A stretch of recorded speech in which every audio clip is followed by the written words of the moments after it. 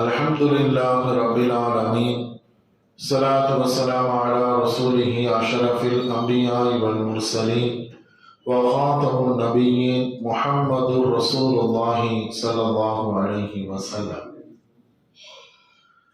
எல்லா புகழும் புகழ்ச்சியும் ஏக இறைவனாகிய அல்லாஹ் ஒருவனுக்கே உரித்தாகட்டுமாக. அன்பிற்கும் இறை நேசத்திற்கும் உரித்தான அல்லாஹுவின் நல்லடியார்களே, அருமை நாயகம் ஸல்லல்லாஹு அலைஹி வஸல்லம் அவர்களின் பரக்கத்தும் பாக்கியமும் நிறைந்த உம்மத்துமார்களே, அல்லாஹுவின் அருளால் இன்று ரமதான் பிறை 22வது நாள் தராவீஹ் தொழுதுவிட்டு நாம் எல்லாம் அமர்ந்திருக்கின்றோம். வல்ல நாயன் இந்த மாதங்களில் நாம் செய்கின்ற எல்லா அமல்களையும் அல்லாஹ் கபூல் செய்தருள் புரிவானாக. மன தூய்மையோடு இஹ்லாஸோடு இறைவனுக்காக செய்து இறைவனிடத்திலே அவருடைய பொருத்தத்தையும் லிகாவையும் அடைகின்ற நற்பாக்கியத்தை ரப்புல் ஆலமீன் நம் அனைவருக்கும் தந்தருள் புரிவானாக. குறிப்பாக இந்த மாதத்தில் லைலத்துல் கத்ருடைய இரவை அடைகின்ற நற்பாக்கியத்தையும் 1000 மாதங்களை விட சிறந்த நல் அமல்கள் செய்து நற்கூலி பெறுகின்றவர்களாக வல்ல நாயன் நம் அனைவரையும் கபூல் செய்தருள் புரிவானாக. ஆமீன். அன்பிற்குரித்தான அல்லாஹ்வின் நல்லடியார்களே, இன்று நம்மிடத்திலே ஓதப்பட்ட அல் குர்ஆனினுடைய வசனங்கள். அல் குர்ஆன் பொதுவாகவே நிறைய விதமான செய்திகளை ஆகிரத்து குறித்து எவ்வளவு ஞாபகப்படுத்தப்படுகிறதோ, அதே போன்று மறுமையின் சிந்தனையை மனிதனுக்கு எவ்வாறு உணர்த்தப்படுகிறதோ, அந்த இடங்களிலெல்லாம் அல்லாஹ் தன்னை அறிமுகப்படுத்தி இந்த உலகத்தையும் ஆகிரத்தையும் ஒப்பிட்டு காட்டுவது இறைவனுடைய அந்த வல்லமை. அதில் அல் குர்ஆனில் இந்த செய்திகள் பல்வேறு விதமாக பல செய்திகளை அல்லாஹ் நமக்கு சுட்டி காட்டினார். இருந்தபோதும் படிப்பனைக்கான ஒரு அழகான ஒரு இறைவசனம் அல்லாஹ் அல் குர்ஆனில் சொல்கின்றார், அல்லாஹு லதீஃபும் பி இபாதிஹி. அல்லாஹ் அடியார்கள்ட்ட மென்மையா நடந்துக்கிறவன். யர்ஸுகு மன் யஷா, நாடியவர்களுக்கு அந்த அடியார்களில் அல்லாஹ் ரிஸ்க் வழங்குகின்றான்.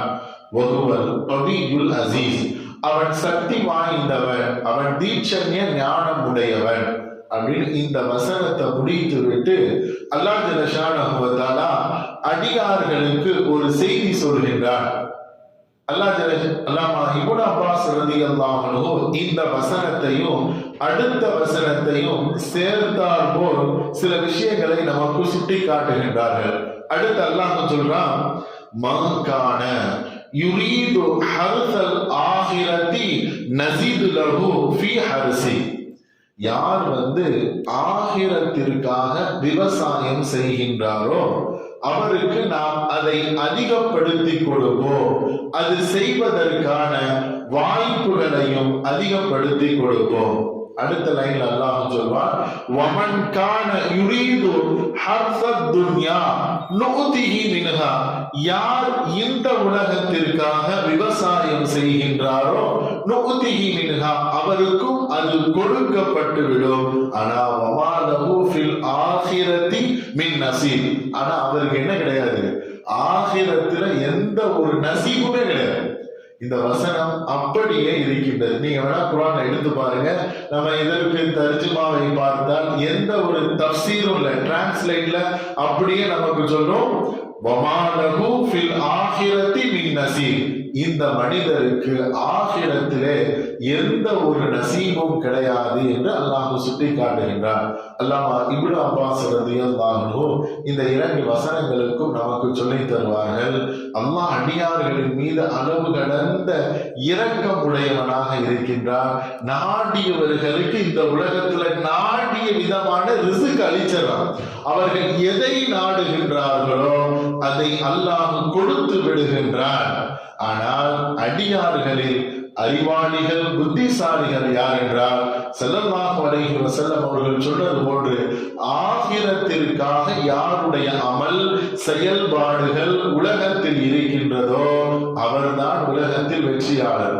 நாம நினைக்கிறோம் இந்த தொழுகை, வணக்க வழிபாடுகள், நாம் செய்கின்ற கடமைகள் மட்டும்தான் ஆகிரத்திற்கான அமல்கள் என்பது அல்ல. நாம் செய்கின்ற வியாபாரமும் ஆகிரத்திற்கான ஒரு அமல் தான். ஒரு மனிதர் ஸல்லல்லாஹு அலைஹி வஸல்லம் சொன்னாங்க, அத்தாஜுல் மஅஸ்ஸதூக், உண்மையான ஒரு வியாபாரி எப்படி இருப்பார், நாளை நபிமார்களோடு இருப்பார் என்று ஸல்லல்லாஹு அலைஹி வஸல்லம் சொன்னார். அவர் செய்வது உலக காரியம் தான், உலகத்திற்கான வியாபாரம் தான். ஆனால் அவர் உண்மையாளராக இருக்கின்றார். அந்த வியாபாரத்தை கொண்டு அல்லாஹுவையும் இறை தூதர் காட்டி தந்த அந்த வழியிலேயும் ஆகிரத்தை பயந்து வாழ்வதினால் அவர் அந்த அமல் ஆகிரத்திற்கு சொந்தமாக மாறிவிடுகின்றது. அதனால அவர் இம்மையிலையும் கூலியை பெற்றுகிறாரு, நாளை மறுமையிலையும் அதற்கான கூலியை பெற்று விடுகின்றார். இந்த வியாபாரம் ஆகிரத்திற்குரியதான் மாறி குடும்பங்களோடு நாம் செலவு செய்கின்ற அந்த நேரங்களும் பண்பாடுகளும் ஸல்லல்லாஹு அலைஹி வஸல்லம் காட்டி தந்த அந்த வழிதான். ஸல்லல்லாஹு அலைஹி வஸல்லம் வஹி வருகின்றவர்கள், சமுதாயத்திற்கு இறை தூதுவர் செய்தியை எடுத்துரைப்பவர்கள். அவங்களுக்கு அவ்வளோ பெரிய வேலை இருக்கு. நிறைய வேலைகளுக்கு மத்தியிலையும் குடும்பங்களுக்கான அந்த நேரங்களை ஒதுக்கி அவர்களுக்கு செய்ய வேண்டிய கடமைகளை நிறைவேற்றிவிட்டு அதிலேயும் இறைவனுடைய அந்த வணக்க வழிபாடை ஆகிரத்தை ஞாபகப்படுத்தியவர்கள் ஸல்லல்லாஹு அலைஹி வஸல்லம். அப்ப நாம செய்கின்ற ஒவ்வொரு செயல்களுமே ஆகிரத்தை ஞாபகப்படுத்தக்கூடியதாக ஆகிரத்திற்காக அமைந்து விட்டதென்றால் உலகத்திலேயும் அதற்கான கூலியை பெற்று விடுகின்றோம், மறுமையிலை நாம் பெற்றோம். ஸல்லல்லாஹு அலைஹி வஸல்லம் வாழ்க்கையில சில செய்திகளை பார்க்கும்போது லுஹா நேரத்துல ஸல்லல்லாஹு அலைஹி வஸல்லம் பள்ளிவாசலுக்கு வருவாங்க.